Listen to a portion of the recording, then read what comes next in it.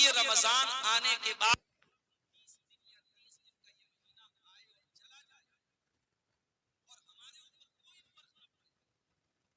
मेरे भाई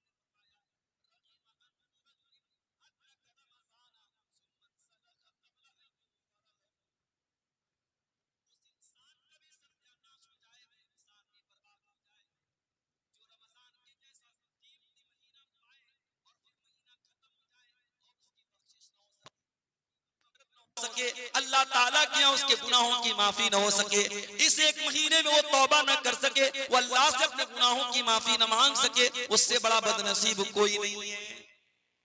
और तीसरा आदमी वरजुलुन अदरका इंदहुल किबरा वालिदाहु, जिसके माँ बाप उसको बुढ़ापे में मिल जाएं, फलम युदखिलाहुल जन्नह, और उसे जन्नत में दाखिल न कर पाए।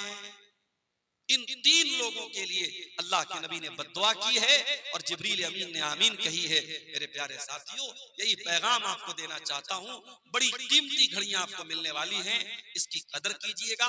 मोबाइल में जाया मत कीजिएगा, फेसबुक में बर्बाद मत कीजिएगा, गेम खेल करके बर्बाद मत कीजिएगा, दिन भर सो करके बर्बाद मत कीजिएगा।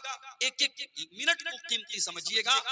बहुत बड़ा मेहमान आपके पास आने वाला है, अल्लाह का मेहमान आने वाला है, उसकी कदर। मेरे भाइयों, खुतबे मसनूना के बाद मैंने आपके सामने कुरान करीम की सूरह आले इमरान की एक आयत पढ़ी, और उस आयत में अल्लाह ताला ने अपनी एक बहुत बड़ी नेमत का जिक्र किया है। यूं तो कुरान में अल्लाह ताला ने बहुत सारी नेमतों को बयान किया, मगर सूरह आले इमरान की इस आयत में अल्लाह ताला ने जिस नेमत को बयान किया है, उस नेमत को बयान करके अल्लाह ने एहसान भी जताया है कि हाँ, हमने ये नेमत देख करके तुम पर एहसान किया। अब सवाल ये पैदा होता है, वो कौन सी नेमत है? आइए कुरान खोलते हैं, सूरह आले इमरान की आयत नंबर है 164। लक़द मन्नल्लाहु अलल मुमिनीना इज़ बअथ फ़ीहिम रसूलन मिन अनफुसिहिम, अल्लाह तबारक व तआला ने मोमिनों के ऊपर बहुत बड़ा एहसान किया। क्या एहसान किया? इस बात फीहिम रसूलन, अल्लाह ने उनके बीच में एक रसूल भेजा। कैसा रसूल भेजा? मिन अनफुसिहिम, जो उन्हीं में से है। ये कहने की क्या जरूरत थी कि उन्हीं में से है? ये कहकर के अल्लाह ताला ये बताना चाहता है कि ऐ मेरे बंदो, हमने जो रसूल भेजा, जो नबी भेजा, वो कोई फरिश्ता नहीं है, वो कोई नूर की मखलूक नहीं है, वो भी इंसान है। और जिस तरीके से तुम एक माँ बाप से पैदा हुए, वो भी आमना का और अब्दुल्ला का बेटा है। तुम बीमार पड़ते हो, मेरा नबी भी बीमार पड़ता है। तुम तकलीफ में होते हो, मेरे नबी को भी तकलीफ होती है। तुम्हें गुस्सा आता है, मेरे नबी को भी गुस्सा आता है। तुम शादी करते हो, मेरे नबी ने भी शादी की है। तुम्हारे बीवी बच्चे, मेरे नबी के भी बीवी बच्चे हैं। रसूलम मिन अनफुसिहिम, वो नबी तुम्हारे ही बीच में से है। उस नबी का काम क्या है? यतलू अलैहिम आयातिही, वो कुरान की आयतों को पढ़ पढ़ के तुमको सुनाता है। वयुज़क्कीहिम, और वो तुमको पाक करता है, तुम्हें पवित्र करता है, तुम्हें गंदगियों से निकालता है, तुम्हें बुराइयों से निकालता है। कभी मौका मिले मेरे नौजवानों, सीरत की कोई भी किताब आप उठा के देख लो, नबी के दौर में मक्का के हालात क्या थे, कौन सी ऐसी बुराई थी उस समाज में जो नहीं होती थी? लोग मुर्दार खाया करते थे, लोग सूद खाया करते थे, लोग ज़िना किया करते थे, लोग कत्ल किया करते थे, लोग बेटियों को जिंदा जमीन में गाड़ दिया करते थे। हलाल और हराम की कोई तमीज न थी। बाप के मरने के बाद अपनी सौतेली माँ से बेटा शादी कर लिया करता था। औरतें जानवरों की तरह मार्केट में बिका करती थी। निकाह करने का अजीब व गरीब तरीका उनके समाज में राइज था। पर्दा नाम की कोई चीज न थी, हया नाम की कोई चीज न थी। खाने काबा का तवाफ करते थे नंगे होकर के, मादरजाद नंगे होकर के खाने काबा का तवाफ करते थे। अल्लाह के घर में खाने काबा में 360 बुत रखे थे जिनकी वो इबादत किया करते थे। हज भी करते थे, तवाफ भी करते थे, लब्बैक भी पढ़ते थे, मगर देसी घी में मिलावट किया करते थे। जब लब्बैक पढ़ते थे तो क्या कहते थे? लब्बैक अल्लाहुम्मा लब्बैक ला शरीक लक इल्ला शरीकन तमलिकुहु व मा मलक। कहते थे अल्लाह मैं हाजिर हूँ, अय अल्लाह मैं हाजिर हूँ, अय अल्लाह तेरा कोई शरीक नहीं है सिवाय एक शरीक के जिसको तूने अपना शरीक बनाया है और जिसका तू मालिक है। यानी वो अल्लाह के साथ दूसरों को शरीक भी किया करते थे। मुख्तलिफ किस्म की बुराइयां उनके अंदर थी। अल्लाह के नबी दुनिया में आए और आपने उन बुराइयों को खत्म किया। वयुज़क्कीहिम, वो नबी तुम्हें पाक करने के लिए आए हैं, वो तुम्हें गंदगियों से निकालने के लिए आए हैं। वयुअल्लिमुहुमुल किताब वल हिकमा, और वो तुम्हें किताब और हिकमत की तालीम देने के लिए आए हैं। वो नबी तुम्हारे लिए टीचर बनकर के आए हैं, वो नबी तुम्हारे लिए मुअल्लिम बनकर के आए हैं। अफसोस की बात है हमारा नबी तो टीचर बनकर के आया, हमारा नबी तो पढ़ाने वाला लिखाने वाला बनकर के आया, हमारा नबी तो किताबों हिकमत की तालीम लेकर के आया।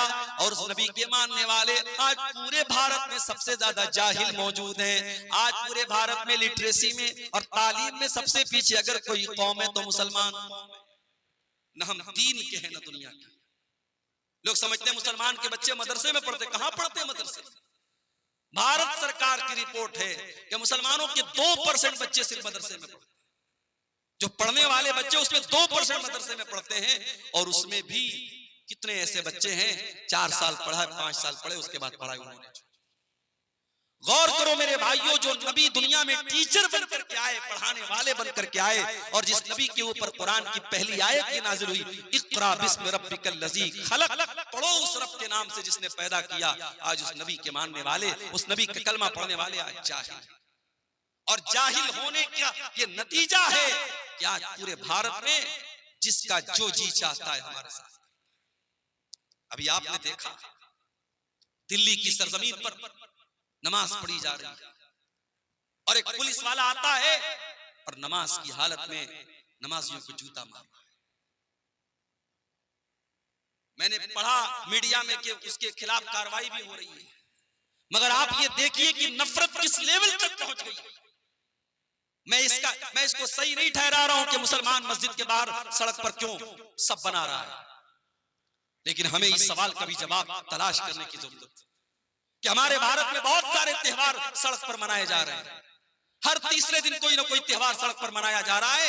अगर हफ्ते में या साल में एक नमाज अगर सड़क पर होती है तो इतना बड़ा कानून का उल्लंघन होता है कि तुम नमाजी को जूते से मारो। इसका मतलब ये हुआ इस्लाम के दुश्मनों को अगर चिढ़ है तो आपकी नमाज से, उनको नफरत है तो आपके शायर से, उनको नफरत है आपकी इबादत से, आपकी नमाज से, उन्हें आपसे नफरत नहीं है।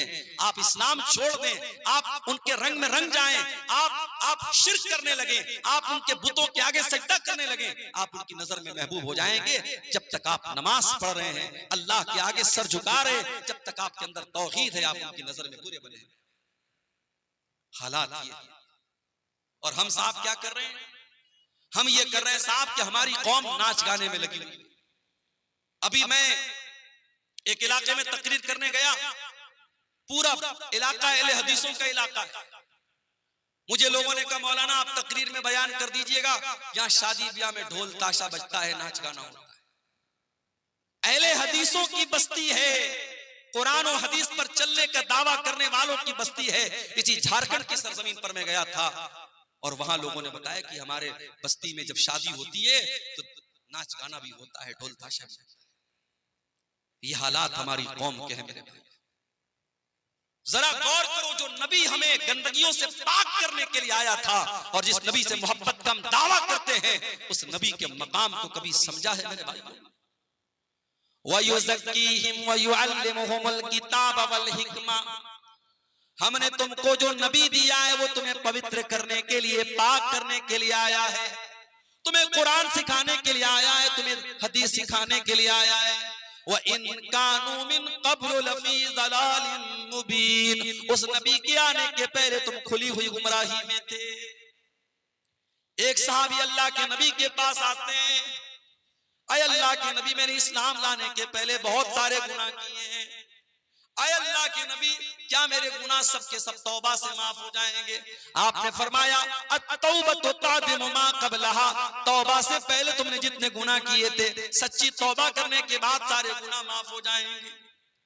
अय अल्लाह के नबी, मैंने अपने हाथों से अपनी बेटी को जिंदा जमीन में गाड़ा था, मैंने अपनी बेटी को दफन किया था, अपनी बेटी को, अपनी मासूम बच्ची को अपने हाथों से कत्ल किया था, उसको गड्ढे में डाला था, उसको कब्र में जिंदा डाल दिया था।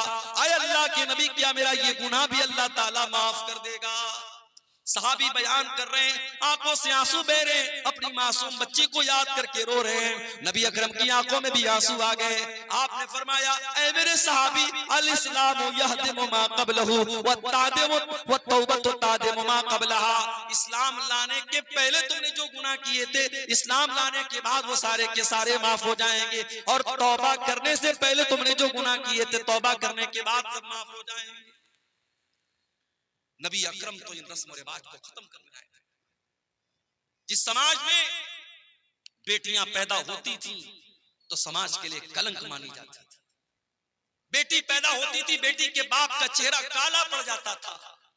अल्लाह ताला ने कुरान में नक्शा खींचा है, वइज़ा बुश्शिरा अहदुहुम बिल उन्सा ज़ल्ल वजहु मुस्वद्दन व हुवा कज़ीम, जब उसको बशारत सुनाई जाती थी तेरे घर में बेटी पैदा हुई है, तो बाप का चेहरा काला पड़ जाता था। यतवारा मिनल कौमि मिन सूइ मा बुश्शिरा बिही, वो अपनी कौम को अपना चेहरा नहीं दिखाता था। अयुमसिकुहु अला हूनिन अम यदुस्सुहु फित्तुराब, कि क्या करूं, अगर इस बेटी को पालता हूं तो समाज में जलील होना पड़ेगा, और दूसरा रास्ता यह कि अपनी बेटी को जिंदा जमीन में गाड़ दूं। वो जिंदा जमीन में गाड़ देते थे। मेरे नबी ने आकर के बताया कि बेटी जमीन में गाड़ने वाली चीज नहीं है, बेटी तो रहमत होती है, बेटियां तो अनमोल होती है। मेरे नबी ने आके बताया, मन आला जारियतैन हत्ता तबलुगा जा यौमल क़ियामत अना व हुवा कहातैन, जिसको अल्लाह ने दो बेटियां दे दी और दो बेटियों की उसने अच्छी परवरिश कर ली, दोनों बेटियां जवान हो गईं, उनकी अच्छी जगह उसने शादी कर दी। अल्लाह के नबी फरमाते हैं, दो बेटियों का बाप क़यामत के दिन इस हाल में आएगा जैसे ये दोनों उंगलियां एक दूसरे के साथ मिली हुई हैं, दोनों उंगलियां जैसे एक दूसरे के साथ सटी हुई हैं। वो बेटियों का बाप अपने नबी के साथ आएगा क़यामत के दिन।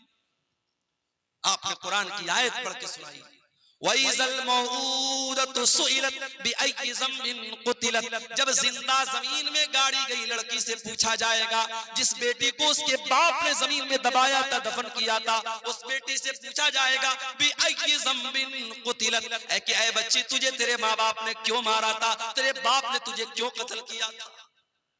मेरे नबी ने आकर के दुनिया का सबसे बड़ा पाप करार दिया कि कोई अपनी औलाद को कत्ल। आज भी कत्ल हो रही है औलाद, आज तरीका बदल गया है। वो क्या करते थे, पैदा होने के बाद मारते थे, हम पैदा भी नहीं होने देते, माँ के पेट में मार देते। मेरे पास एक लेडी डॉक्टर का मैसेज आया व्हाट्सएप के ऊपर, हैदराबाद की रहने वाली है, अभी नई नई डॉक्टर हुई हैं, कहने लगी मौलाना साहब मेरे पास एबॉर्शन के बहुत सारे केस आते हैं, कुंवारी लड़कियां आ रही हैं, शादी नहीं हुई है, किसी के साथ नाजायज ताल्लुक हुआ, हमल ठहर गया, आकर के एबॉर्शन करवा रही है, मैं क्या करूं? मैंने कहा जायज नहीं है। मैंने कहा एक ही कंडीशन में ये चीज जायज हो सकती है, शादीशुदा औरत है और मियां बीवी के दरमियान ताल्लुक हुआ और सीरियस कंडीशन है, अगर हमल ठहरता है और पैदाइश होती है, औरत की जान को खतरा है, तो वहां शरीयत का उसूल है कि अगर माँ को भी खतरा है और बच्ची माँ के पेट में अभी बच्चा या बच्ची जो भी है, अगर उसको अगर छोड़ा जाता है तो माँ की जान खतरे में पड़ेगी, तो माँ को बचाया जाएगा और उस हमल को साकित कर दिया जाएगा। वो एक सीरियस कंडीशन की बात है। बाकी एबॉर्शन करना जायज है। जानते हैं एबॉर्शन में क्या होता है? जाइए यूट्यूब पर आप वीडियो में देख लीजिए।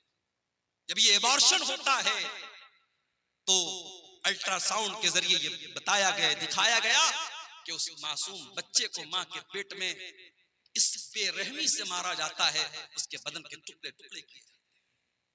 मेरे भाइयों, 1400 साल पहले के वो जाहिल, वो अपनी बेटियों को एक बार मारते थे और पैदा होने के बाद मारते थे, और आज वो बेटी का बाप अपनी बेटी को उसकी मां के पेट में मार रहा है और डॉक्टर के जरिए मरवा रहा है और इंजेक्शन के जरिए मरवा रहा है।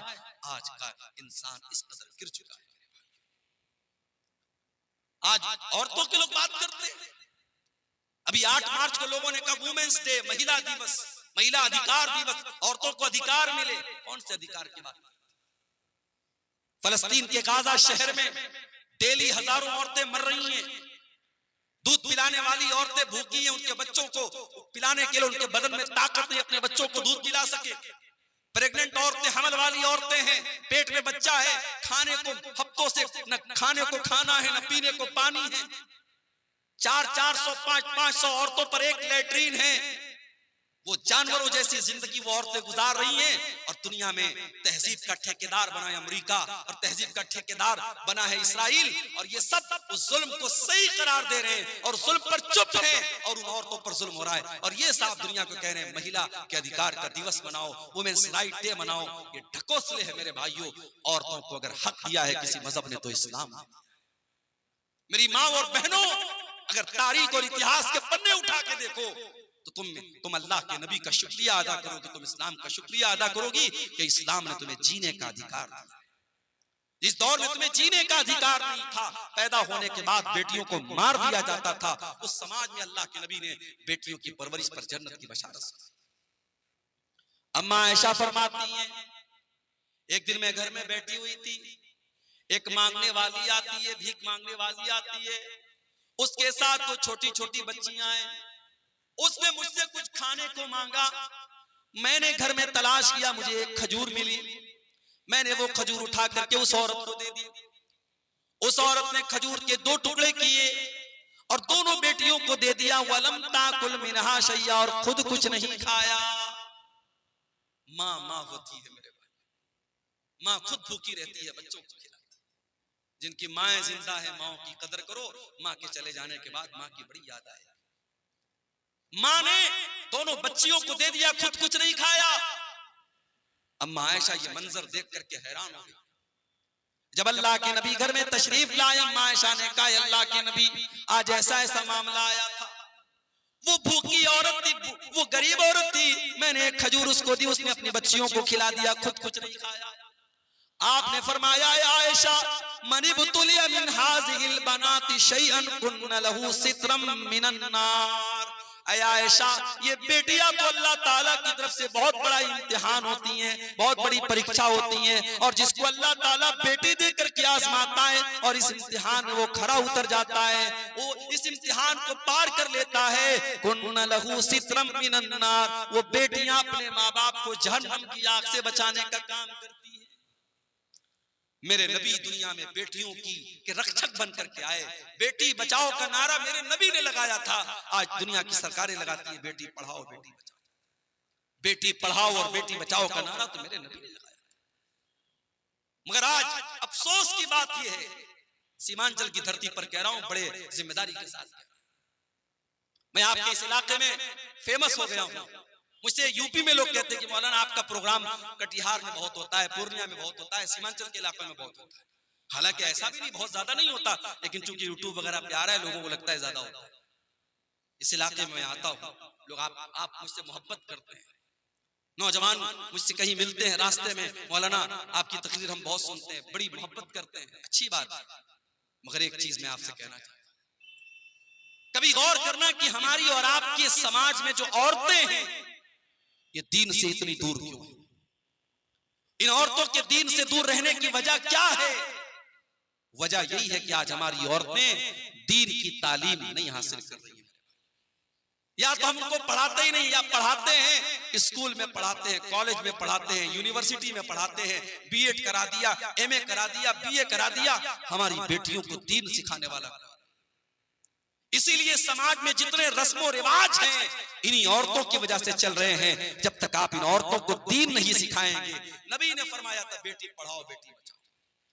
अल्लाह के नबी ने फरमाया था तलबुल इल्म फरीज़तुन अला कुल्li मुस्लिम, इल्म हासिल करना हर मुसलमान के लिए कंपलसरी है, अनिवार्य है, जरूरी है।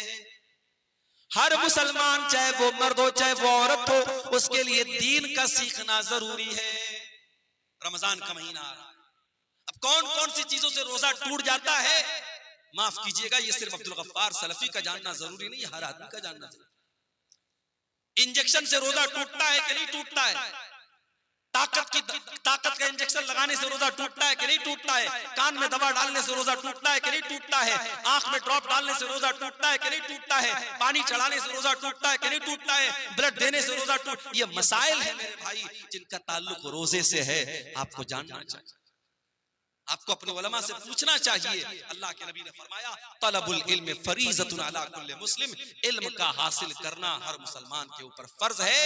तो जिस तरीके से लड़कों को और मर्दों को दीन सीखना जरूरी है, उसी तरीके से औरतों को दीन सीखना जरूरी है। ये 1400 साल पहले ये नारा मेरे नबी ने लगाया था, बेटी बचाओ बेटी पढ़ाओ। और आगे बढ़िए, जिस नबी का हम कलमा पढ़ते हैं, जिस नबी को हम मानते हैं, कभी गौर किया आपने उस नबी की शान क्या है? अभी एक बहुत बड़े हिंदुस्तान के मौलाना का बयान में सुन रहा था, जमीयत उलमा हिंद के वो सेक्रेटरी हैं, सदर हैं, बड़े बुजुर्ग आलिम हैं, बड़ी इज्जत करता हूं मैं उनकी, मौलाना अरशद मदनी साहब, बूढ़े हैं, बुजुर्ग हैं, हिंदुस्तान में मुसलमानों के नुमाइंदा आलिम माने जाते हैं। उनका एक बयान में सुन रहा था, अपने तलबा को नसीहत कर रहे थे कि उलमाए देवबंद ने जो कह दिया है उसको पत्थर की लकीर समझ के उसको पकड़ लो, कहीं और मत जाना।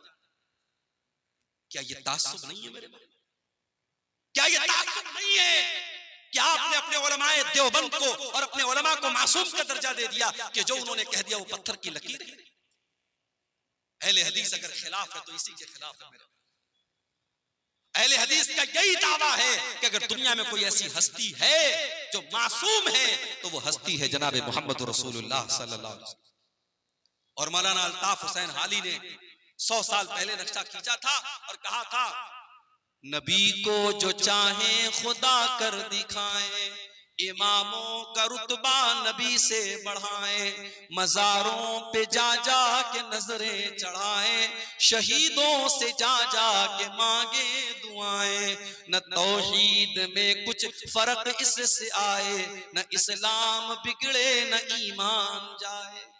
बिल्कुल सही कहा था मौलाना अल्ताफ। हमारी कौम आज नबी का मकाम, नबी से बढ़ के इमामों का मकाम बता रही है। अपने उलमाए देवबंद को कहा जा रहा है उनकी हर बात पत्थर की लकीर है।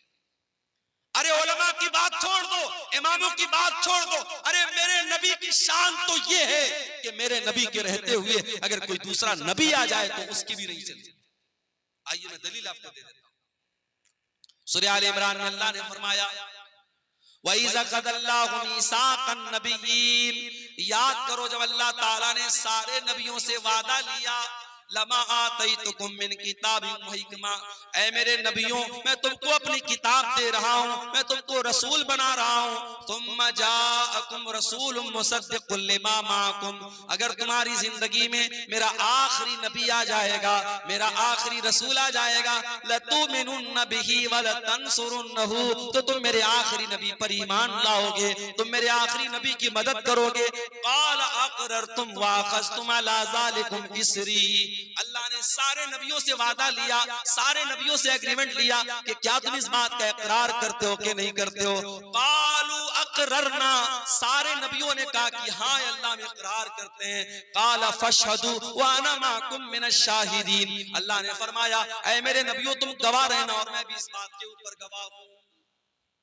यह है मेरे नबी का। मेरे नबी के आ जाने के बाद अब दुनिया में किसी और नबी की रिसालत नहीं चलेगी, किसी और नबी की नबूवत नहीं चलेगी। कयामत के पहले हजरत ईसा अलैहिस्सलाम भी दुनिया में आएंगे तो वो अपनी शरीयत लेकर के नहीं आएंगे, अपना लॉ लेकर के नहीं आएंगे, अपना कानून लेकर के नहीं आएंगे। वो भी अगर पैरवी करेंगे तो जनाब मोहम्मद रसूलुल्लाह सल्लल्लाहु अलैहि वसल्लम के कानून की पैरवी। मेरे भाइयों, हजरत उमर फारूक एक मरतबा तौरात का एक नुस्खा लाते और उसको पढ़ने लगे। तौरात का नुस्खा लाए, पढ़ने लगे। अल्लाह के नबी वहीं पर बैठे हुए और अल्लाह के रसूल का चेहरा गुस्से से लाल। हजरत उमर की नजरें तो किताब की तरफ है, तौरात की तरफ है, वो नजर उठा करके अल्लाह के रसूल का चेहरा नहीं देख रहे हैं।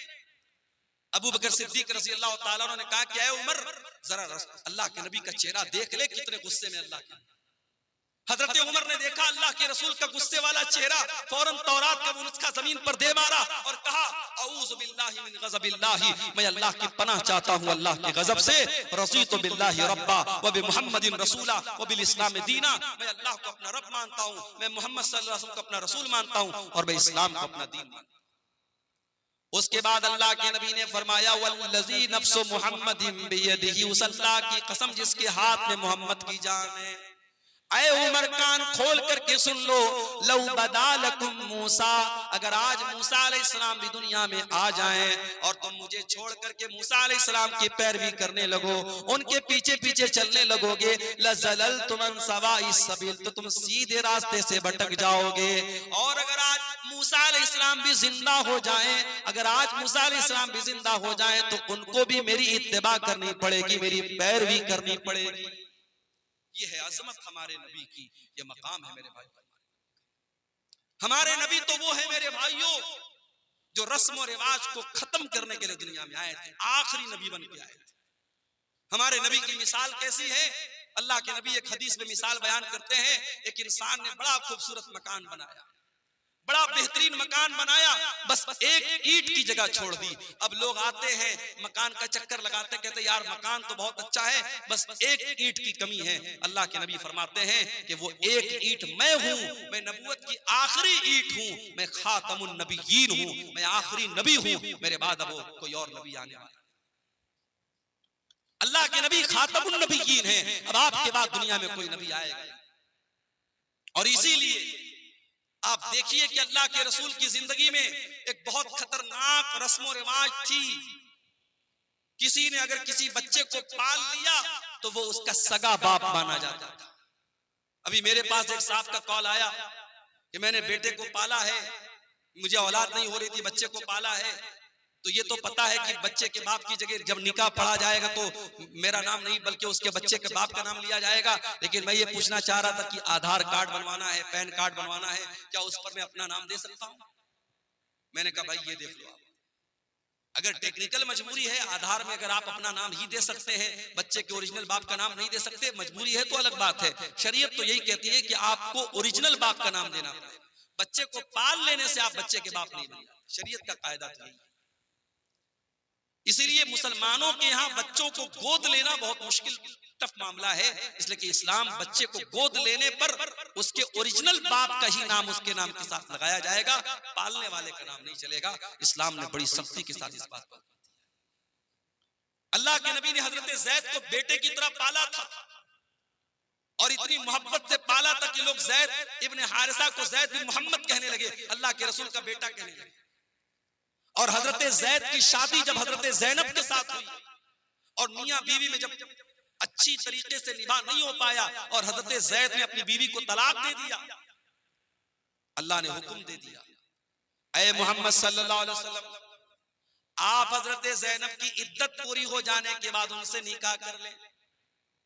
गौर करो मेरे भाइयों, उस जमाने के रिवाज के हिसाब से हजरत जैनब अल्लाह के नबी की बहू लगती थी, हजरत जैद की बीवी थी, आपकी बहू लगती थी उस जमाने के रिवाज के हिसाब से। और अल्लाह ताला की तरफ से ये हुक्म दिया गया कि आप जैनब से निकाह कर लीजिए। अल्लाह के नबी घबराने लगे, लोग मुझे ताना मारेंगे, लोग मुझे बुरा भला कहेंगे, मैं क्या जवाब दूंगा? अल्लाह ने फरमाया या अय्युहन नबी ला तुतिल काफिरीन वल मुनाफिकीन, ऐ नबी आप काफिरों की पैरवी न करें, मुनाफिकों की पैरवी न करें। ऐ नबी अल्लाह ने जो हुक्म दिया आप उस हुक्म को मान ले। वतख्शन नास वल्लाहु अहक्कु अन तख्शा, ऐ नबी आपको लोगों से डरने की जरूरत नहीं है, आपको अल्लाह से डरना है, अल्लाह से डरिया। नबी ने शादी कर हजरत ज़ैनब बिन्त जहाज से।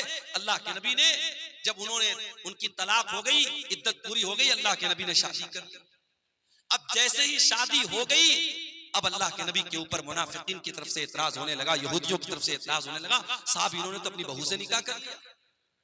अब जरा गौर करना मेरे भाइयों, जब ये एतराज होने लगा कि अल्लाह के नबी ने अपनी बहू से निकाह कर लिया है, अल्लाह ताला ने कुरान में अपने नबी का डिफेंस किया और कुरान में अल्लाह ने आयत नाजिल की, मा काना मुहम्मदुन अबा अहदिम मिर रिजालिकुम, ओ लोगो मोहम्मद सल्लल्लाहु अलैहि वसल्लम तुम में से किसी मर्द के बाप नहीं है।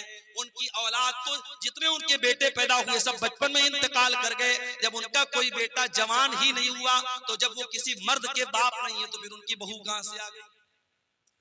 जब वो किसी मर्द के बाप नहीं है, उनके सारे बच्चे बचपन में इंतकाल कर गए, तो तुम ये क्यों कहते हो उन्होंने अपनी बहू से निकाह?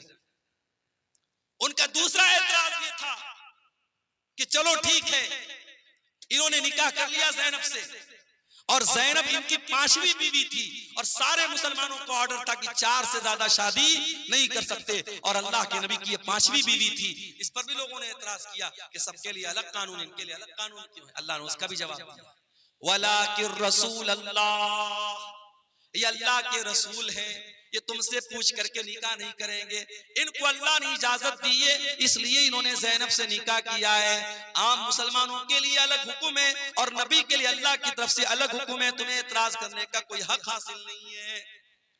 तीसरा एतराज ये किया गया कि अगर अपनी बहू से निकाह कर भी लिया जमाने के रस्म रिवाज को तोड़ने के लिए, तो ये काम कोई और भी कर सकता था, इन्होंने क्यों किया? ये रस्म तो किसी और के जरिए भी तोड़ी जा सकती थी, ये रस्म अल्लाह के रसूल के जरिए क्यों तोड़ी गई? अल्लाह ने फरमाया व खातमन नबिय्यीन, मेरा नबी आखिरी नबी बन करके आया। जब मेरा नबी रस्म रिवाज को नहीं तोड़ेगा तो कौन तोड़ेगा? मेरे नबी तो रस्म रिवाज को तोड़ने ही के लिए दुनिया में आए। ये अलग बात है, वो नबी रस्म रिवाज को तोड़ने के लिए आए थे। उस नबी के उम्मती आज रस्म रिवाज को तोड़ने वाले नहीं बल्कि बढ़ाने वाले, बढ़ा रहे हम रस्म रिवाज।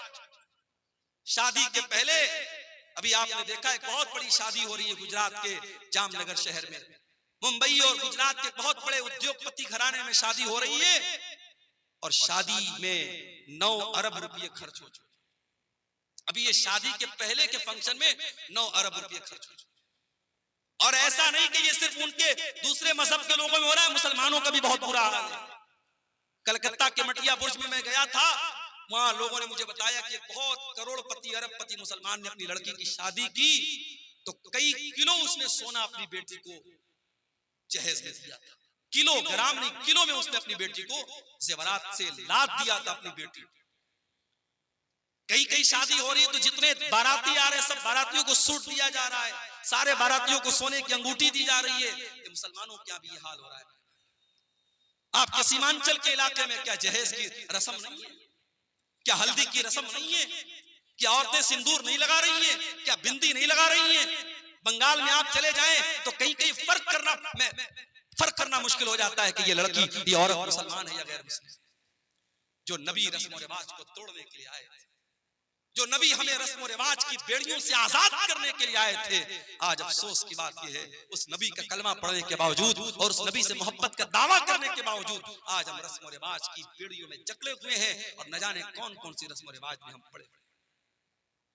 एक शादी में मैं गया बनारस में, हमारे खानदान में रिश्तेदारी में शादी थी, मैं गया तो शादी के पहले लड़की वाले बहुत सारा सामान तैयार करते हैं लड़के वाले दुल्हन के लिए, बहू के लिए। तो उसमें देखा कि साहब दुल्हन के लिए एक सुहाग की पुड़िया तैयार हो रही, वो कुछ सामान थे, कुछ जड़ी बूटियां वगैरह थी। मैंने पूछा ये क्या है? कहने लगे सुहाग की पुड़िया है।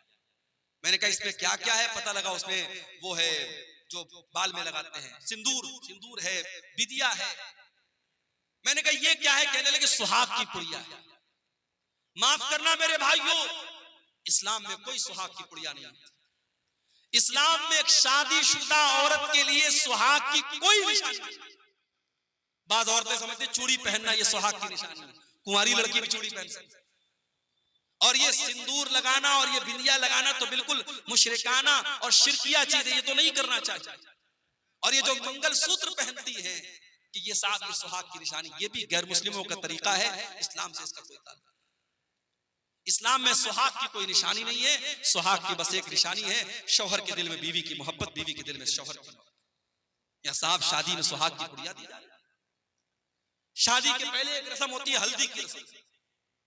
कहीं कि आपने देखा होगा हल्दी की रस्म में बाकायदा जितनी लड़कियां हैं सब पीले रंग का कपड़ा पहने।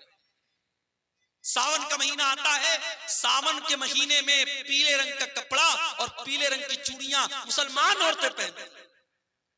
धनतेरस का त्योहार आता है, बिहार में मैंने पटना में देखा कि मुसलमान औरतें मार्केट से सामान खरीद रही हैं। मैंने पूछा ये क्या हो रहा है? कहने लगे मुसलमान भी धनतेरस के दिन ये मान्यता है, लोगों का ये मानना है कि धनतेरस के दिन कुछ ना कुछ जरूर खरीदना चाहिए, चाहे एक झाड़ू ही खरीदा जाए। तो गैर मुस्लिमों के साथ मुसलमान भी धनतेरस के दिन कुछ ना कुछ जरूर खरीद।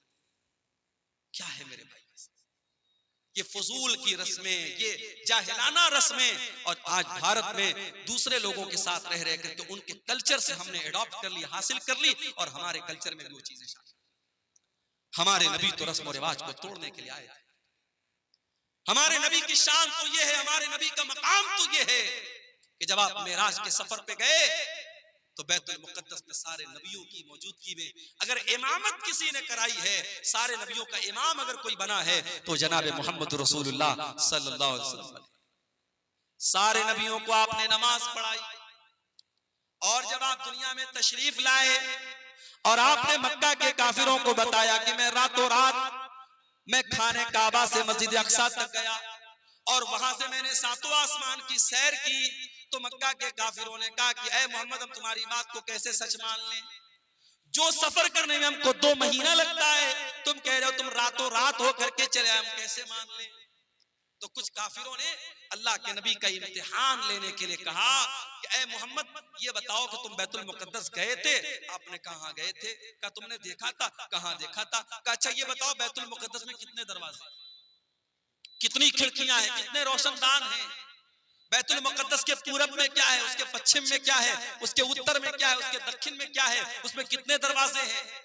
अब जाहिर है आपके गांव में मैं पहली मर्तबा आया हूं और आप मुझे अपनी मस्जिद में नमाज पढ़ने के बाद जलसे में लेके चले आए, और फिर उसके बाद मैं 1 साल के बाद आपसे मिलूं या 1 महीने के बाद आपसे मिलूं और आप क्या मौलाना साहब आप सोरा डांगी आए थे, हमारी मस्जिद में आप आए थे, बताइए मस्जिद में खंबे कितने थे, मस्जिद में पंखे कितने थे? मैं कैसे बता पाऊंगा? मैं मस्जिद में पंखे गिनने थोड़ी गया था, मैं खंबा गिनने थोड़ी गया था, मैं नमाज पढ़ने गया था, चला आया। मक्का के काफिरों ने अल्लाह के नबी से ऐसे सवालात करने शुरू। अल्लाह के नबी फरमाते मैं बहुत परेशान हो गया कि मैं इनके सवालों का क्या जवाब। अगर जवाब नहीं देता हूं तो ये मुझे झूठा बना देंगे कि साहब ये तो झूठ बोल रहे, और जवाब मैं दूं तो कैसे दूं, मुझको तो याद भी नहीं है।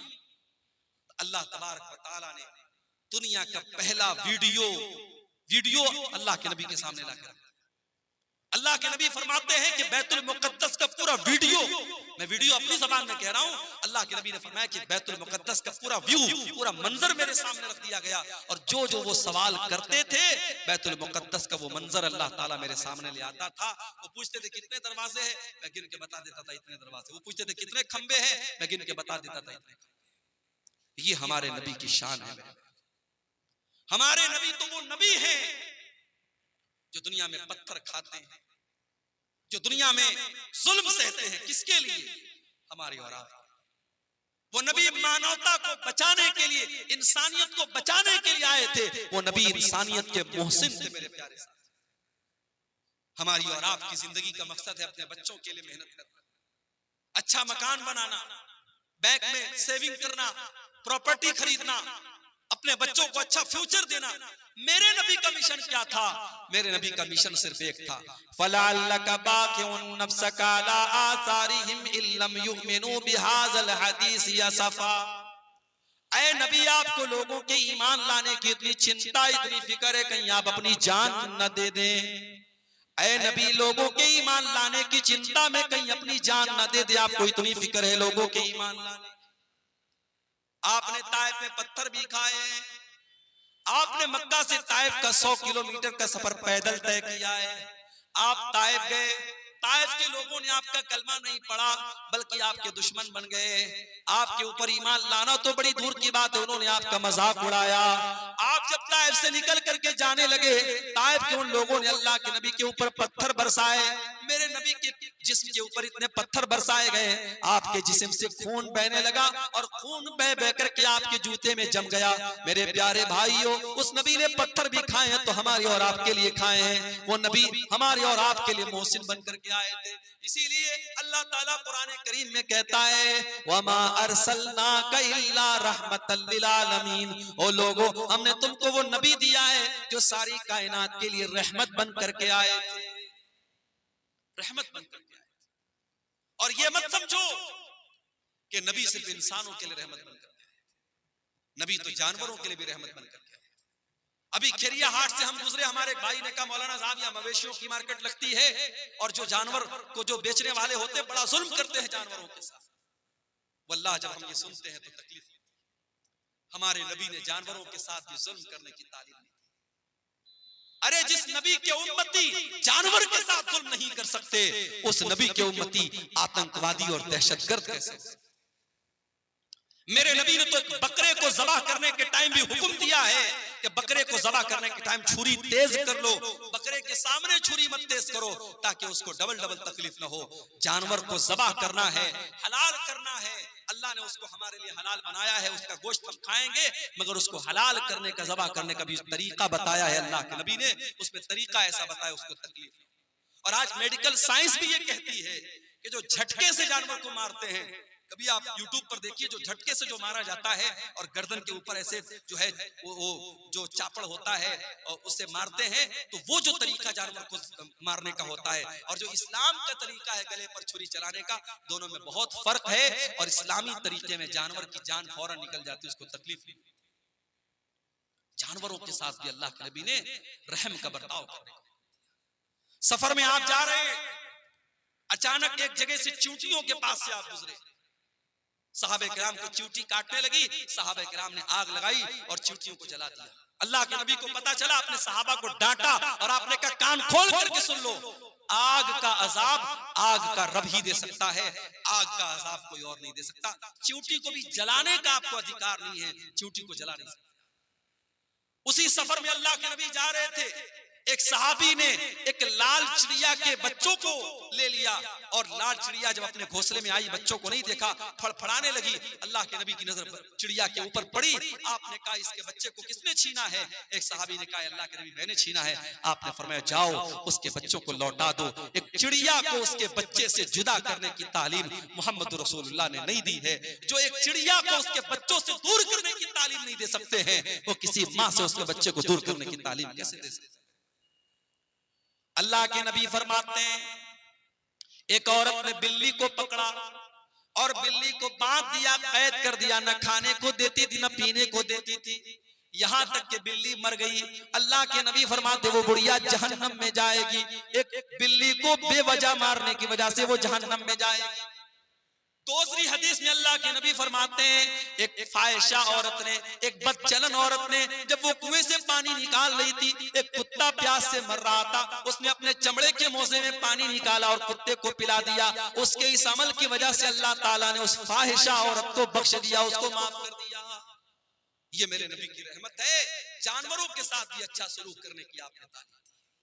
और जानवर ही नहीं, मेरे नबी तो बेजान चीजों के लिए भी रहमत बन करके आए। वो हदीस आपने सुनी होगी, अल्लाह के नबी खजूर के तने पर खड़े होकर खुतबा देते थे। एक औरत की नजर पड़ी, उसने देखा अल्लाह के नबी खजूर के तने पर खड़े होकर खुतबा देते हैं। उसने कहा ऐ अल्लाह के नबी हमें अच्छा नहीं लगता है, आप खजूर के तने पर खड़े होकर के खुतबा दे, हमें अच्छा नहीं लगता है। उस औरत का बेटा बढ़ई का काम करता था, उसने कहा अल्लाह के नबी मैं अपने बेटे से कह करके एक बेहतरीन मिंबर आपके लिए बनवा दूंगा। पता ये चला कि आपके उलमा और आपके रहनुमा अगर तकलीफ में और मुसीबत में हैं, तो आप ये मत कह के पल्ला झाड़ दीजिए कि साहब हमसे क्या मतलब है। अगर आपके उलमा को जरूरत है आपकी, तो आप उनकी मदद कीजिए। सहाबे किराम अपने नबी को अगर देखते थे कि यहाँ मेरे नबी को किसी चीज की जरूरत है, तो सहाबे किराम अपने नबी की मदद करते थे। यहाँ हालात क्या है? लॉकडाउन लगा, मस्जिदों में पढ़ाने वाले इमाम और मदरसे में प्राइवेट पढ़ाने वाले टीचर 5,000 10,000 जिनकी तनख्वाहें थी, लॉकडाउन में उनकी तनख्वाहें बंद हो गई। मस्जिद की कमेटी ने कह दिया मौलवी साहब हमारे पास पैसा नहीं है, मदरसे वालों ने कह दिया हमारे पास बजट नहीं है। कितने मदरसे में पढ़ाने वाले मौलवियों को मैं जानता हूं, उन्होंने कर्जे ले लेकर के लॉकडाउन का टाइम गुजारा। कितने मस्जिदों के इमाम को मैं जानता हूं, उन्होंने लोगों के सामने हाथ फैला करके अपना काम चलाया मेरे। और आज जब लॉकडाउन खत्म हो गया और जिंदगी नॉर्मल हो गई, उन्हीं मौलवियों ने और उन्हीं इमामों ने ये तय कर लिया कि आज के बाद हम मदरसे में नहीं पढ़ाएंगे। हम की कोई छोटी मोटी दुकान कर लेंगे, कोई छोटा मोटा बिजनेस कर लेंगे, कोई कारोबार कर लेंगे, मगर हम ये गुलामी की जिंदगी नहीं गुजारेंगे। ये गुलामी की जिंदगी नहीं। मेरे भाइयों, अपने इमामों का, अपने उलमा का ख्याल रखा। नबी के दौर में अल्लाह के नबी लकड़ी के तने पर खड़े होकर खुतबा दे रहे हैं, औरत देखती है, कहती है अल्लाह के नबी हमसे देखा नहीं जाता है, मेरा बेटा बढ़ई का काम करता है, मैं मिंबर ला करके तैयार करके आपको दे दूंगी। अगला जुमा आया, खुतबे जुमा के लिए अल्लाह के नबी मस्जिद में आए, देखा मिंबर आके रखा हुआ है और खजूर का तना कोने में पड़ा हुआ है। अल्लाह के प्यारे नबी मिंबर के ऊपर चढ़े, खुतबा देने लगे। हदीस के अल्फाज है, बुखारी की रिवायत है, फसाहतिन नखला, खजूर के तने से रोने की आवाज आने लगी, खजूर के तने से रोने की आवाज आने लगी। अल्लाह के नबी मिंबर से उतरे और उस खजूर के तने को अपने सीने से लगाया। जब आपने सीने से लगाया तो रोने की आवाज आनी बंद हो गई और सिसकने की आवाज आने लगी। अल्लाह के नबी ने फरमाया अगर मैं इसको सीने से न लगाता तो कयामत तक ये रोता रहता। और उसके बाद आपने फरमाया इन्नहा कानत तबकी अला मा कानत तस्मउ मिन ज़िक्र, चूंकि इस मिंबर पर खड़े होकर के मैं अल्लाह का जिक्र करता था, मैं कुरान बयान करता था, मैं हदीस बयान करता था, इसलिए ये लकड़ी का तना रो रहा है। मेरे प्यारे साथियों, मेरे नबी उस लकड़ी के तने के लिए रहमत बन करके आए थे। हम और आप इतने बड़े बदनसीब हैं कि आज उस नबी, जो नबी जिस नबी से लकड़ी का तना भी मोहब्बत करता था, हम इतने बड़े बदनसीब हैं कि उस नबी से का नाम तो हम लेते हैं, उस नबी से मोहब्बत का दम तो भरते हैं, मगर उस नबी की सुन्नतों से हम पीछे हैं, उस नबी के तरीके से हम पीछे हैं। न हमारी शादी ब्याह उस नबी के तरीके के मुताबिक है, न हमारा लेन देन उस नबी के तरीके के मुताबिक है, न हमारा अखलाक उस नबी के तरीके के मुताबिक है। हमारा नौजवान तो नौजवान 60-60 साल के बूढ़े जब सैलून में जाते हैं और सैलून में जाकर के अपनी दाढ़ी को मुड़ाते हैं और क्लीन शेव होते हैं, उन्हें शर्म आनी चाहिए, उन्हें गैरत आनी चाहिए और उन्हें सोचना चाहिए कि उनके नबी ने कहा था कि दाढ़ी को छोड़ दो, उनके नबी ने मना किया था कि दाढ़ी को मत छेड़ो, दाढ़ी को मत काटो, दाढ़ी को मत मूड़ो। जिस नबी ने दाढ़ी को छोड़ने का हुक्म दिया था, आज उस नबी के उम्मती सैलून में जाकर के दाढ़ी साफ करवा रहे हैं। जिस नबी ने सारी जिंदगी पाक दामनी की जिंदगी गुजारी थी, जो नबी इतने हयादार थे कि अल्लाह के नबी के बारे में सहाबा कहते हैं कि कुंवारी लड़की से भी ज्यादा आप शर्मीले थे। आज उस नबी के मानने वाले और उस नबी का कलमा पढ़ने वाले बेशर्म होते चले जा रहे हैं, बेगैरत होते चले जा रहे हैं। इस कौम की लड़कियों को देख लो, इस कौम के लड़कों को देख लो, आज बेहया होते चले जा रहे हैं। मेरे प्यारे साथियों, उस लकड़ी के तने को भी अपने नबी से मोहब्बत थी। अगर हमें मोहब्बत होती तो हम भी उस नबी के तरीके और आगे बढ़े। वो नबी हमसे बहुत मोहब्बत करते थे, वो नबी हमें बहुत चाहते थे। अल्लाह ने कुरान में फरमाया लक़द जाअकुम रसूलुम मिन अनफुसिकुम अज़ीज़ुन अलैहि मा अनित्तुम हरीसुन अलैकुम बिल मुमिनीना रऊफुर रहीम। ऐ मुसलमानों, हमने तुमको वो रसूल दिया है जो जान से ज्यादा तुमसे मोहब्बत करते हैं, जो तुम्हें फायदा पहुंचाने की पूरी कोशिश करते हैं, जो तुम्हें तकलीफ से बचाना चाहते हैं। अल्लाह के नबी की सीरत में आप ये वाक़यात देखिए। मिसवाक से आप कितनी मोहब्बत करते थे। इंतकाल के पहले भी आपने हजरत आयशा के भाई अब्दुल रहमान के हाथ में मिसवाक देखी, हजरत आयशा को इशारा किया, हजरत आयशा ने अपने भाई से मिसवाक को लिया, अपने दांतों से नरम किया। अल्लाह के नबी ने अपने आखिरी टाइम भी मिसवाक किया है। मिसवाक से इतनी मोहब्बत करते थे अल्लाह के नबी, उसके बावजूद आपने अपनी उम्मत की आसानी के लिए क्या फरमाया, लौला अन अशुक्का ला उम्मती ला अमरतुहुम बिस्सिवाक इंदा कुल्ली सलाह। अगर मैं अपनी उम्मत के लिए परेशानी न समझता, अगर मैं अपनी उम्मत के लिए मुसीबत न समझता तो मैं मिसवाक को कंपलसरी कर देता, जरूरी कर देता। लेकिन अगर मैं मिसवाक को जरूरी कर देता, मेरी उम्मत परेशानी में पड़ जाती, इसलिए मिसवाक को आपने जरूरी करार दिया। तरावीह की नमाज को देखो मेरे भाइयों, पहले दिन अल्लाह के नबी ने तरावीह पढ़ाई तो थोड़े से साहब आए, दूसरे दिन आपने तरावी पढ़ाई तो आधी मस्जिद भर गई। तीसरे दिन आपने तरावी की नमाज पढ़ाई तो पूरी मस्जिद भर गई। चौथी रात आप नहीं आए, जब फजर की नमाज में आप आए, आपने फरमाया मैं जानबूझ करके नहीं आया। ऐ मेरे साहबा, इस नमाज को लेकर के तुम्हारा जज्बा मैंने देखा, तुम्हारा शौक मैंने देखा। खशीत अन तुफरज़ अलैकुम, मैं डर गया कि कहीं तरावी की नमाज तुम्हारे लिए फर्ज न हो जाए। उस नबी ने चौथे दिन तरावी की नमाज नहीं पढ़ाई ताकि तरावी की नमाज फर्ज न हो जाए। मेरे भाइयों, वो नबी हमसे इतनी मोहब्बत करते थे, हमारी आसानी चाहते थे वो नबी। मेराज के सफर में आप गए, 50 टाइम की नमाज आप वापस आए, मूसा अलैहिस्सलाम से मुलाकात हुई। मूसा अलैहिस्सलाम ने कहा कि ऐ मोहम्मद सल्लल्लाहु अलैहि वसल्लम, कितना आपको क्या हुक्म मिला अल्लाह ताला की तरफ से? कहा कि 50 टाइम की नमाज। कहा कि आपकी उम्मत नहीं पढ़ पाएगी। मैंने बनी इसराइल को आजमाया है, मैंने तजर्बा किया है, बनी इसराइल को मैंने बहुत आजमाया है, आपकी उम्मत 50 टाइम की नमाज नहीं पढ़ पाएगी। आप जाइए अपने रब से कम करवाइए। अगर अल्लाह के रसूल को खुद पढ़ना होता, 50 पढ़ने में आपको कोई दिक्कत नहीं थी। अपनी उम्मत की आसानी के लिए आप गए और 50 में 10 कम करवा के 40 लेके आए। हजरत मूसा ने कहा 40 भी नहीं पढ़ पाएगी, वापस जाइए। आप फिर गए, 40 में से 10 और कम करवा के लाए, 30 हो गई, 30 से 20 हो गई, 20 से 10 हो गई, 10 से 5 हो गई। 5 टाइम की नमाज भी जब अल्लाह के नबी लेकर के आए, हजरत मूसा ने कहा ऐ मोहम्मद सल्लल्लाहु अलैहि वसल्लम, आपकी उम्मत 5 टाइम की नमाज भी नहीं पढ़ पाए। और वाकई 5 टाइम की नमाज भी आ जाती।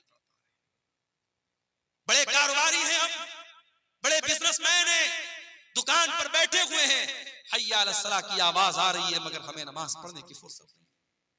रात को 2-2 बजे तक हमारे नौजवान मोबाइल पे लगे हुए हैं और फजर के टाइम 5 साढ़े 5 बजे जब फजर की अजान हो रही है और मुअज्जिन कह रहा है अस्सलातु खैरुम मिनन नौम, नमाज नींद से बेहतर है। 2 बजे तक 3 बजे तक रात में जागने वाला मुसलमान फजर की नमाज में सोया हुआ है। मेरे प्यारे भाइयों, मूसा अलैहिस्सलाम को कितना बेहतरीन तजर्बा था अपनी कौम का। उन्होंने कहा आपकी उम्मत 5 टाइम की नमाज भी नहीं पढ़ पाए। माफ करना मेरे भाइयों, आपका बिजनेस और आपका कारोबार नमाज से बड़ा नहीं है। आप कारोबार भी कीजिए, आप बिजनेस भी कीजिए, लेकिन नमाज अपने टाइम पर पढ़िए। अल्लाह कुरान में कहता है रिजालुल ला तुल्हीहिम तिजारतुन वला बैउन अन जिक्रिल्लाहि व इकामिस सलाह। मेरे नेक बंदे वो हैं, मेरे मोमिन बंदे वो हैं, उनका कारोबार, उनका बिजनेस, उनकी तिजारत उनको नमाज से गाफिल नहीं करता है। वो कारोबार भी करते हैं, वो बिजनेस भी करते हैं, और नमाज का टाइम होता है तो नमाज पढ़ते हैं। यखाफून यौमन ततक़ल्लबु फ़ीहिल क़ुलूब वल अबसार, वो कयामत के दिन से डरते हैं, वो अल्लाह के अजाब से डरते हैं, वो पाबंदी से नमाज पढ़ते हैं। नमाज के सिलसिले में आप कोई ढिलाई मत कीजिए मेरे भाई। सऊदी अरब का एक वाक़या एक आलिम ने लिखा वहां के कि एक मर्तबा मैं फ्लाइट में सफर कर रहा था और मेरे साथ एक फौज का रिटायर कर्नल था जो पहले फौज में काम करता था, मेरे साथ वो बैठा। कहते मैंने फ्लाइट में सफर किया, फ्लाइट से हम लोग उतरे, एयरपोर्ट पर काफी देर तक हम बैठे थे, दूसरी फ्लाइट का इंतजार कर रहे थे। मैंने एक बात नोटिस की कि थोड़ी थोड़ी देर पर वो इंसान किसी को फोन करता है और कहता है कि बेटा आपने नमाज पढ़ लिया। बार बार जोहर का टाइम आया, बेटे से पूछ रहा है नमाज पढ़ लिया। असर का टाइम आया, बेटा पूछ रहा है नमाज पढ़ लिया। मैंने पूछा ये किससे आप बार बार पूछ रहे? फौज का रिटायर कर्नल था सऊदी अरब का। उसने उस मौलाना को जवाब दिया कि हाँ, ये मैं अपने बेटे को कॉल करता हूँ और मैं हर नमाज के टाइम मेरा मामूल है अपने बेटे को कॉल करके पूछता हूँ कि तूने नमाज पढ़ी कि नहीं पढ़ी। तरबियत इसको कहते हैं। अपने बच्चों को अच्छा खिला देना, अच्छा पहना देना, अच्छे स्कूल में एडमिशन करा देना, उनके घर बना देना, उनके लिए LIC ले लेना, उनके लिए बैंक बैलेंस बना देना। माफ करना, तरबियत यही नहीं है। तरबियत ये भी है कि आप अपने बच्चों की आखिरत की फिक्र करें, अपने बच्चों की नमाज की फिक्र करें। इसीलिए अल्लाह कुरान में कहता है वअमुर अहलका बिस्सलाति वस्तबिर अलैहा, खुद भी नमाज की पाबंदी करो और अपने बच्चों को नमाज का पाबंद बनाओ। अल्लाह के नबी फरमाते हैं मुरू औलादकुम बिस्सलाति वहुम अबनाउ सबई सिनीन, जब तुम्हारे बच्चे 7 साल के हो जाएं उनको नमाज का हुक्म दो। वज़रिबूहुम अलैहा, और जब 10 साल के हो जाएं और नमाज ना पढ़े तो उनकी पिटाई करो। अच्छा, 7 साल के बच्चे को पीटने का हुक्म नहीं दिया अल्लाह ने। हमारे यहाँ 6-6 साल के बच्चे स्कूल जाते हैं, सर्दी के मौसम में 5 बजे स्कूल की वैन आती है, माँ जबरदस्ती, बच्चा आंख मल रहा है, उसकी नींद अभी लग रही है, माँ तैयार करती है, ड्रेस पहनाती है, स्कूल का बैग देती है, जबरदस्ती उसको वैन में बिठाती है। मेरे भाइयों, ये सिस्टम सही नहीं है। 7 साल तक तो चाइना में और जापान में आप देख लें, 7 साल तक के बच्चों को तो ऐसे ही खेल खेल में पढ़ाया जाता है, बच्चों को मारा नहीं जाता, बच्चों को पीटा नहीं जाता। ये सबक दिया था जनाब मोहम्मद रसूलुल्लाह सल्लल्लाहु अलैहि वसल्लम ने। 7 साल का बच्चा है, प्यार से समझाओ, मोहब्बत से समझाओ। हाँ, 10 साल का हो गया, अब उसके बिस्तर अलग कर दो। 10 साल का लड़का हो गया, 10 साल की लड़की हो गई, एक बिस्तर पे मत सुलाओ। 2 लड़के हैं, एक बिस्तर पे मत सुलाओ, बिस्तर अलग कर दो, चादर अलग कर दो, कंबल अलग कर दो। हमें बड़ी हैरत हो रही है साहब, 10 साल का लड़का हो गया तो क्या हो गया, हम बिस्तर क्यों अलग कर दें? इस्लाम वहां से शुरू होता है जहां से आपके सोचने की सरहदें खत्म हो जाती हैं। इस्लाम वहां से शुरू होता है। 10 साल का लड़का जो होता है समझदार होने लगता है, उसके अंदर फिजिकल चेंजेस आने लगते हैं। 10 साल की लड़की अब धीरे धीरे बालिग हो रही है। इस्लाम ने कितना पाकीज़ा मज़हब है, 10 साल का लड़का या लड़की हो जाए, इस्लाम कहता बिस्तर अलग कर दो, ताकि अब वो जवानी की तरफ जब बढ़े तो उनके दिल में कोई गलत ख्याल ना आए, और एक बिस्तर पे अगर सोएंगे तो उनके दिल में गलत ख्याल पनप सकते हैं। इस्लाम ने बिस्तर को अलग करने का हुक्म दिया, और अल्लाह के नबी ने कहा 10 साल का बच्चा हो जाए और नमाज न पढ़े तो उसकी पिटाई। हमें वो नबी मिले हैं मेरे भाई, वो नबी मिले हैं जो हमसे इतनी मोहब्बत करते हैं, हमें ऐसी शरीयत दे करके गए, ऐसा दीन दे करके गए, उस दीन में कदम कदम पर हमारे लिए आसानी है। अभी हमने देखा दिल्ली के अंदर जो वाकया हुआ कि सड़क पर लोग नमाज पढ़ रहे हैं और पुलिस वाले ने अपने जूते से नमाजी को मारा। हमें बड़ा गुस्सा आया, बड़ा जलाल आया, मगर हम यहाँ पर एक बात ये भी कहेंगे कि इस्लाम की तालीम नहीं है कि आप पब्लिक प्लेस में नमाज पढ़ें। अगर आपकी नमाजी ज्यादा हो रहे हैं, जुमा में 2 जमात आप कर ले, ईद में 2 जमात कर ले, सड़क पे आप नमाज ना पढ़ें। हम अपने मुसलमान भाइयों को ये समझाएंगे कि आपका सड़क पर नमाज पढ़ना सही नहीं है, लेकिन हम साथ में अपने सरकार से, हुकूमत से ये भी कहेंगे कि ये भारत में कानून एक होना चाहिए, 2 तरीके का कानून नहीं होना चाहिए। किसी मजहब के त्योहार तो खुलेआम सड़कों पर मनाए जाएं और त्योहार मनाने वालों पर फूलों की बारिश की जाए, और दूसरे मजहब का मुसलमान अगर हफ्ता में जुमा की एक नमाज पढ़ ले तो आपका पुलिस वाला उसे जूतों से मार रहा है। ये 2 तरीके के कानून नहीं चलेंगे। और अगर मान लो हालात कभी दुनिया में ऐसे आ जाएं, सारी मस्जिदें खत्म हो जाएं और सारे जितनी अल्लाह की मस्जिदें हैं सारी मस्जिदों को लोग ढा दे, गिरा दे, तब भी माफ करना नमाज बंद होने वाली नहीं। इसलिए कि अल्लाह के नबी फरमाते हैं 6 चीजें अल्लाह ताला ने मुझको ऐसी दी है जो किसी और नबी को नहीं दी गई। ओती तो सित्तन लम योतहुन्न आदुन कबली, 6 चीजें अल्लाह ताला ने स्पेशल मुझको दी जो किसी और नबी को नहीं दी। नंबर 1, ओती तो जवामी अल कलिम, अल्लाह ताला ने मुझको जवामी उल कलिम दिया है। अल्लाह के नबी की जुबान से छोटे छोटे जुमले निकला करते थे, लेकिन माना बहुत बड़ा बड़ा होता था। छोटी छोटी बातें, जैसे मिसाल के तौर पे अल्लाह के नबी ने फरमाया इन्नमल अमालु बिन्नियात, अमल का दारो मदार नियत पर। छोटी सी हदीस है लेकिन इसके माना और मतलब बहुत बड़ा बड़ा है। दूसरी चीज वह नुसिरतु बिर्रुब मसीरत अश-शहर, और मेरे दुश्मन के दिल पर मेरा रोबो दबदबा डाल दिया गया है। मेरा दुश्मन 1 महीने की दूरी पर भी अगर मुझसे हो, उसके दिल में मेरा रोबो दबदबा डाल दिया गया है। तीसरी चीज वजुइलत लियल अर्ज़ु मस्जिदन व तहूरा, और सारी की सारी जमीन मेरे लिए मस्जिद बना दी गई है। मुसलमान नमाज पढ़ने के लिए मस्जिद का मोहताज नहीं है। कहीं पर भी जंगल में चला जाए, पहाड़ पे चला जाए, दुनिया के किसी भी कोने में चला जाए, नमाज का टाइम हो गया, नमाज वो कहीं पर भी पढ़ सकता है। पाक साफ जगह होनी चाहिए। अगर पानी नहीं मिल रहा है, उसके लिए सारी जमीन पाक बनाई गई, वो कहीं पर भी जमीन पर हाथ मार करके तयम्मुम कर सकता है। सारी जमीन उसके लिए पाक बनाई गई, सारी जमीन उसके लिए मस्जिद बनाई गई। ये हमारे इस्लाम की खासियत है। हमारा दीन बड़ा आसान दीन है। जाड़े का मौसम है, हमने मोजा पहना है, सफर में हम निकले हुए हैं, मोजा नहीं उतार रहे हैं। इस्लाम कहता कोई मसला नहीं, तुम्हें पैर धोने की जरूरत नहीं। वजू करके अगर आपने मोजा पहना है और सफर की हालत में आप हैं तो 3 दिन तक आप उसी मोजे को पहने रहिए और उस पर मसा कर लीजिए, पैर को धोने की जरूरत नहीं है। हाँ, अगर अपने घर में है तो 24 घंटे तक आप मसा कर सकते हैं। 24 घंटे के बाद आप मोजा उतार लीजिए, पैर धो के फिर से मोजा पहन लीजिए, वजू करके फिर से पहन लीजिए। आसानियां है हमारे लिए। सफर में हम निकले, अभी हमारे कटिहार के बाद अहबाब हैं, कल हम लोग यहाँ से जुमा पढ़ के जामताड़ा गए थे, 350 किलोमीटर दूर गए थे, सफर में निकले हैं, नमाज का टाइम हुआ, हम 4 रकात वाली नमाज को 2 रकात पढ़े, सुन्नत पढ़ने की जरूरत नहीं है, फजर की सुन्नत पढ़ेंगे, बाकी कोई सुन्नत पढ़ने की जरूरत नहीं है, 4 रकात वाली को 2 रकात पढ़ेंगे, जोहर और असर को इकट्ठे पढ़ लेंगे, मगरिब और इशा को इकट्ठे पढ़ लेंगे, आसानियां हैं कदम कदम पर हमारी शरीयत में।